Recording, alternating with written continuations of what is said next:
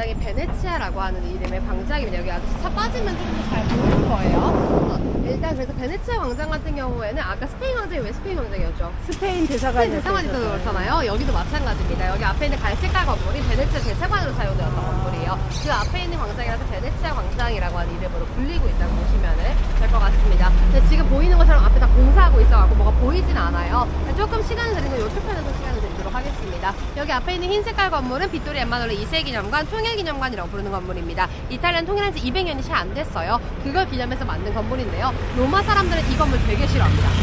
왜냐면은 혼자 색깔이 너무 하얗게 눈에 띄어요. 아까 제가 벽색 비슷하게 한다고 그랬잖아요. 근데 혼자 너무 하얗게 눈에 띄기 때문에 무슨 웨딩 케이크냐 거대한 타자기 같다라고 이야기하는 건물이고요. 앞쪽편에 보시면 계단이 두 개가 있습니다. 저희는 오른쪽에 있는 계단으로 다행히 올라갈 건데요. 두 개의 계단이 길이가 어때 보이세요? 이게 더 길어 보이는데요. 그렇죠. 네. 그런데 실제로 절대적인 길이는 거의 같습니다. 그런데 저희는 여기 계단이 훨씬 짧아 보이는 이유가요. 원근법 기찻길을 생각하시면 쉽잖아요. 멀리 있는 기찻길은 평행하지만 하나의 점으로 모인다는 느낌이 듭니다. 그래서 여기 역시 위에로 올라갈수록 폭이 넓어져요. 그래서 우리는 아래에서 멀리서 보니까 위에가 좁아지더라도 많이 좁아지지 않게끔 훨씬 더 짧아 보이게 만든 계단이라고 보시면 될 것 같습니다. 저희도 이쪽 편으로 해서 올라가도록 하겠습니다. 그래서 이 성당 건물 같은 경우는 원래 예전에는 헤라 여신전이 있었다고 합니다. 유동 모네타라고 하는 신전이 있었는데 이 자리에서 나중에 돈을 만들었대요. 그래서 이 모네타가 영어로 건너가면서 머니가 되었다고 보시면 됩니다.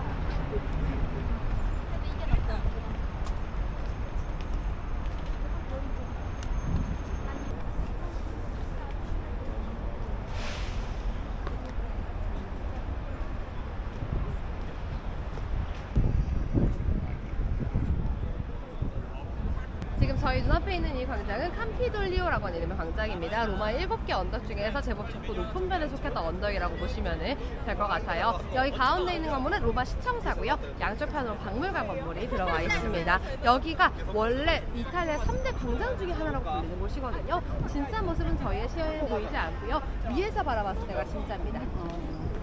위에서 바라보시면 직선이었던 이 공간이 볼로렌즈 위에 올라오면서 동그란 모양으로 변하게 됩니다. 하느님께 드리는 감사 인사를 상징하고 있다고 보시면 될 것 같고요. 가운데 있는 12개 꼭지점의 별은 예수님의 12사도를 상징하고 있습니다. 이 광장을 만든 사람이 누구냐? 바로 르네상스 3대 거장 중에 둘째에 해당했었던 인물이요.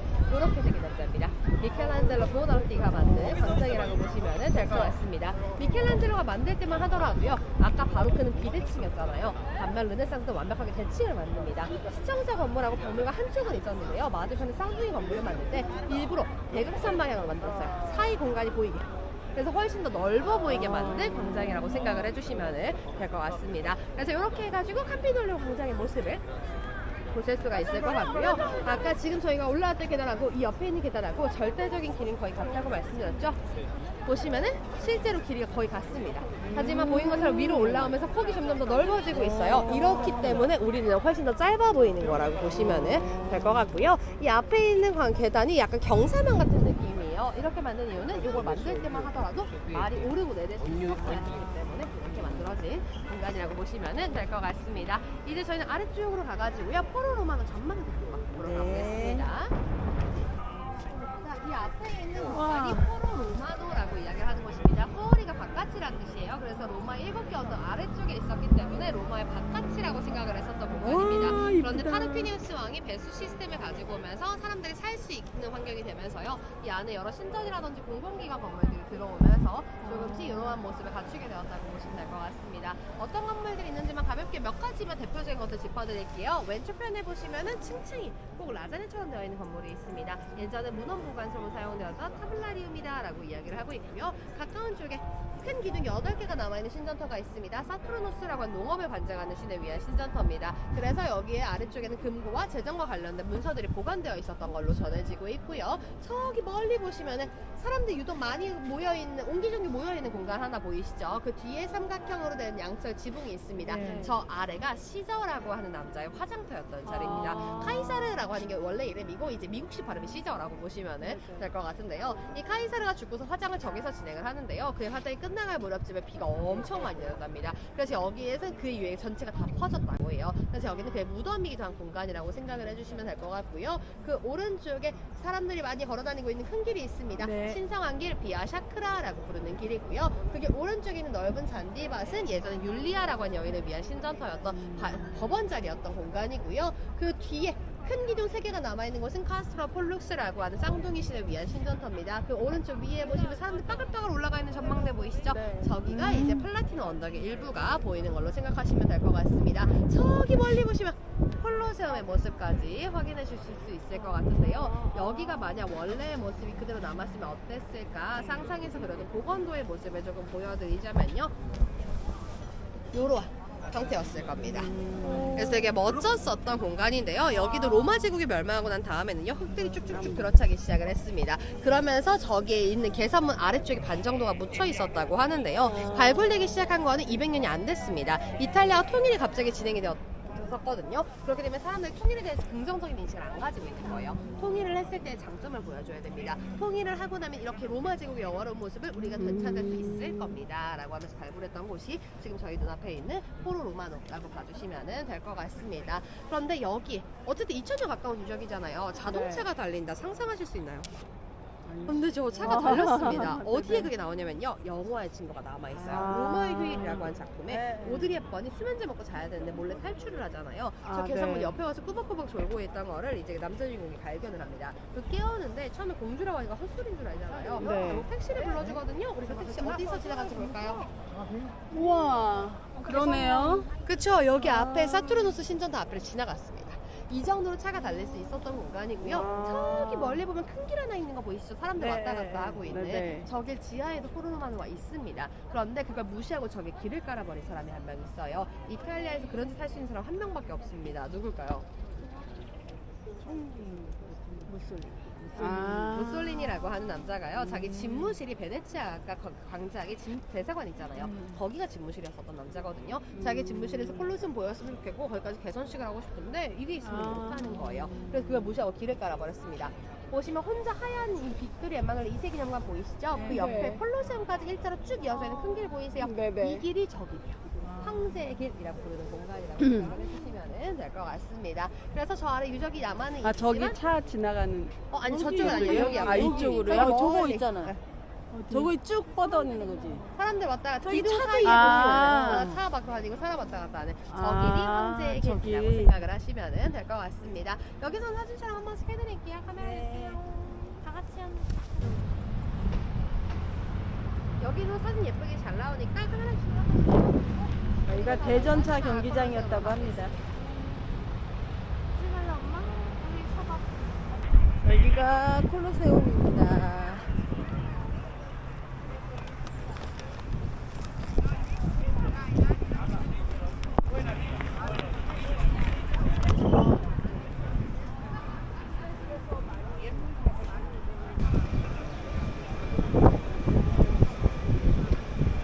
자, 이 콜로세움이라고 하는 공간이 이제 저희 눈앞에 있습니다. 이 콜로세움 같은 경우는요, 아까 시저라고 하는 남자를 이야기를 했었죠. 네. 이 시저가 이제 결국 원로원에 의해서 브루투스 로마저라고 하는 명대사를 넘기면서 이제 살해를 당합니다.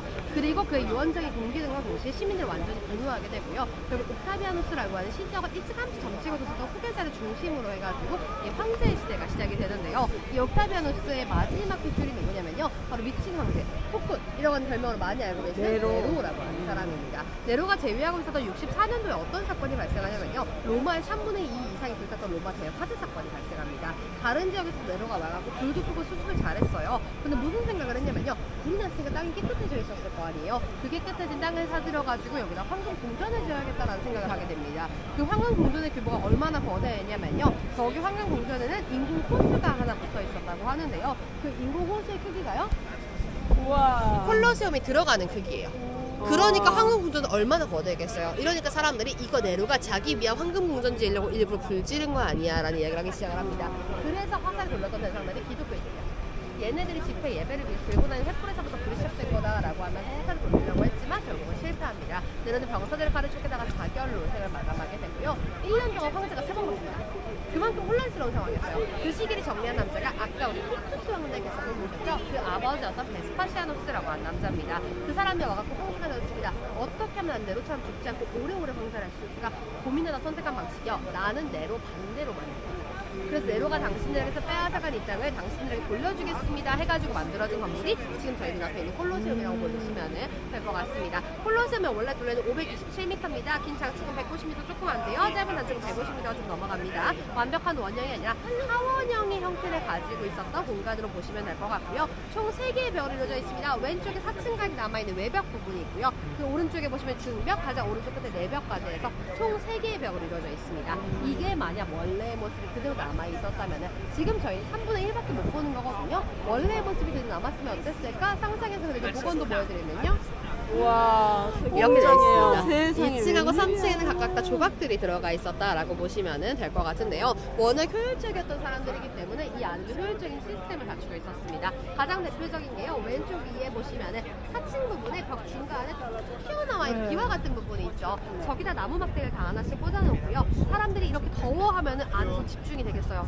안 됩니다. 더워 하고 있으면 항제손잡번에 밖에서 기다리고 있었던 가무소들이 천막을 쭉 잡아당겨요. 그러면 천막이 펼쳐지면서 벨라리움이라고 하는 천막이 들어옵니다. 그래서 일종의 개폐식 동구장 같은 형태를 갖추고 있었다라고 보시면 될 것 같고요. 당신은 신문제이기 때문에 안에 들어가서 볼 수 있는 사람들이 층마다 정해져 있었습니다. 1층에서 누가 봤을까요?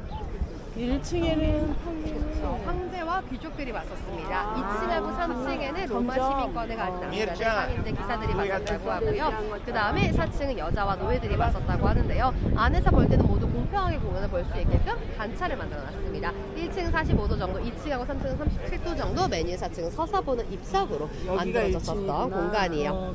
1, 2, 3, 4층. 네, 그래서 이렇게 만들어졌었던 공간인데요. 이 안에서 여러 가지 공연을 했다라고 하는 사실을 많이 알고 계실 것 같습니다. 사실 원래 여기서 맨 처음에 하려고 했었던 경기는요, 우리가 많이 알고 있는 글라디에이터라고 하는 동료들의 경기가 아니라 인공 호수자였기 때문에 물을 채우고 뺄 수 있었답니다. 물을 채워놓고 배를 띄워요. 사람들을 실어놓고 로마가 다른 나라와의 전쟁에서 어떻게 승리했는지 보여주는 나우마키아라고 하는 모의 해전을 하려고 했었다고 하는데요. 이 나우마키아는 시간이 지나면서 인기가 줄어들게 됩니다. 왜냐하면 예나 지금이나 사람들은 이런 스포츠 경기를 보면 뭘 하고 싶어 할까요?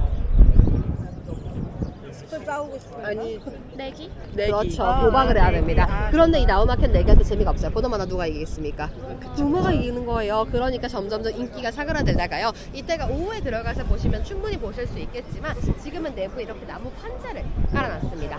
이게 공사할 당시라고 하고 요거보다 조금 더 깔려 있어요. 근데 원래 전체를 다 깔아놨는데 지금은 지하 부분을 보여주기 위해서 위에 일부만 깔려 있는 상태라고 보시면 될 것 같습니다. 이렇게 나무 판자를 깔아놓고요. 또 위에서 싸우는데 나무 판자에 키가 떨어져서 섞잖아요. 모래를 뿌렸습니다. 이 모래를 아레나라고 부르고요. 오늘날의 경기장은 아레나라고 부르는 이유 역시 여기서부터 출발한 거라고 봐주시면 될 것 같습니다. 모래를 깔아놓고 사람들이 거기 위에서 싸우기 시작을 합니다. 이런 식으로 리프트 시스템도 있었어요. 아래서 여러 공물이 있는 사람들이 올라오게 되어 있었습니다. 이거는 영화 글라디에이터 상에도 상당히 잘 표현되어 있으니까 한 번쯤 보시면 좋을 것 같은데요. 검투사 안에 글라디에이터가 포함되는 거라고 보시면 됩니다. 당시 라틴 남성들은요, 키가 작은 편이에요. 기껏해야 150, 160밖에 안 됐습니다. 혹시 남북투어도 다녀오셨나요? 가셔갖고 혹시 거기 테스트 보셨나요? 인간 화석이라고 부르는 건데 그 사람들 어땠어요?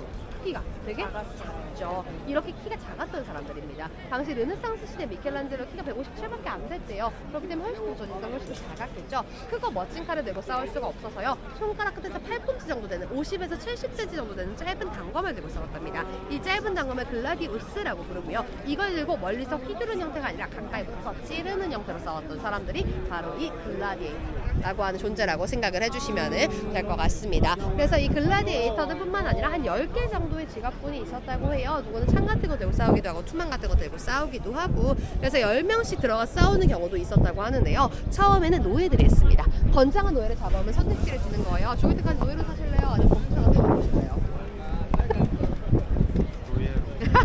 안전하게 목숨을 희생하지 않고 나쁘지 않습니다. 그렇지만 이제 점차 검투사가 되겠습니다라고 나서는 사람들 생겼습니다. 왜냐하면 우승 상금이 어마무시했기 때문에 그걸 모으면 자유의 몸도 될 수 있었고요. 로마 시민권도 도입할 수 있었다고 해요. 그렇게 되면서 점점 아이돌급의 인기를 가지게 됩니다. 이 사람들이 양성하는 양성 학교도 생기고요. 나중에 이 사람들을 후원하는 광고주, 스폰서들도 붙기 시작을 합니다. 귀족 여자들은 이 검투사랑 데이트 한 번은 보고 싶어서 돈을 어마무시하게 쏟아부었었다고 하고요. 검투사들의 땀은 상수로 팔립니다.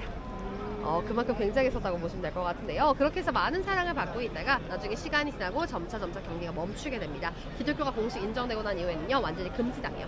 사실 너무 잔인한 경기는 맞잖아요. 그렇게 되면서 완전히 금지되게 되면서 이 안에 막 풀들이 잔뜩 자라나서 양들이 와서 풀들도 먹은 적도 있고요. 이 내부에 성당이 생겼었던 적도 있습니다. 그런 모형들이요, 내부에 있는 박물관이 다 있어요. 이따가 들어가실 거니까 가셔갖고 한 번쯤 찾아보셔도 좋을 것 같습니다. 그렇게 해가지고 점점 이제 사람들이 사용하지 않게 되었던 이 공간이 지금 저희 눈에 보이는 것처럼 원래 3분의 1밖에 안 남게 된 이유는요, 르네상스라고 하는 시기에 들어가면서 여러 가지 건물들을 많이 만들어야 되는데 멀리서 돌을 가지고 오려니까 시간도 너무 많이 들고 돈도 너무 많이 드는 거예요. 주변 둘러보니까 더 이상 쓰지 않는 굉장히 큰 건물이 하나 있네. 여기 있는 돌들에다가 수많은 것들을 만들기 시작을 했습니다. 가장 대표적인 걸 이미 보고 오셨어요. 바로 베드로 성당이요? 맞습니다. 베드로 대성당이에요. 한 3분의 1은 베드로 대성당 가 있고요. 3분의 1은 또 다른데 여기저기 나뉘어져 있는 상태라고 보시면 될 것 같습니다. 그럼요. 가보셨으니까 아시잖아요. 그래서 굉장한 공간이라고 보시면 될 것 같고요. 콜로세움 겉에서 한번 보고요. 이제 점심 먹고 여기가 점심 먹고 이제 콜로세움 내부를 보러 이제 갈 겁니다. 3시 예약이 되어 있어서요. 여기서 점심 먹고 천천히 내려가 보도록 하겠습니다. 콜로세움 내부입니다.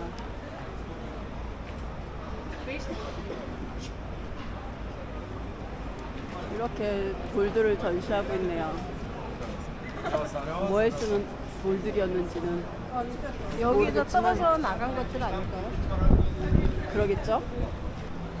이 콜로세움에 있는 돌로 무슨 성당 만들었다 베드로 그랬죠? 성당. 그죠? 베드로 성당 만들면서 돌이 대리석이 부족해서 여기 있는 것들을 다 떼다가 그 베드로 성당을 만들었어요. 그래서 지금 한 3분의 1 정도밖에 안 남았다고 하네요. 이것도 씁쓸합니다. 아 진짜.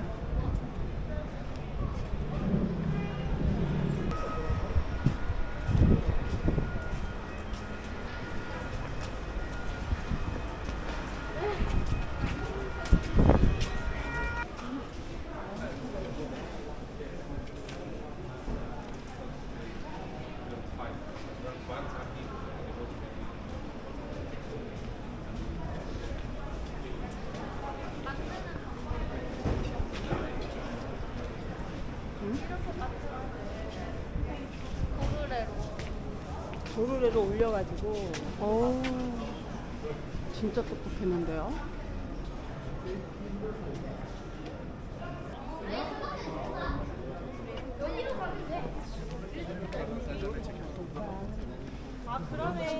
Oradan güneş güzel çıkmış. Haydi o zaman oradan geçelim de orada takılırız.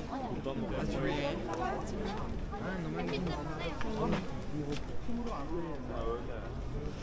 와.